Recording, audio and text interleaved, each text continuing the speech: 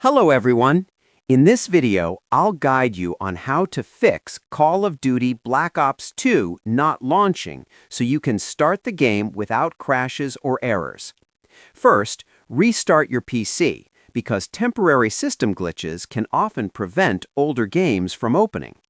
Next, right-click the game and run it as administrator to avoid permission issues. After that, set compatibility mode to Windows 7 since Black Ops 2 is not fully optimized for newer systems. You should also verify your game files or reinstall if anything is missing or corrupted. Another important step is to install the latest DirectX and required Visual C++ redistributables because the game depends on them. Also, disable overlays like Steam Overlay, Discord Overlay, or GeForce Experience Overlay, as they can interfere with launch. Make sure your graphics drivers are updated and your antivirus is not blocking the game files.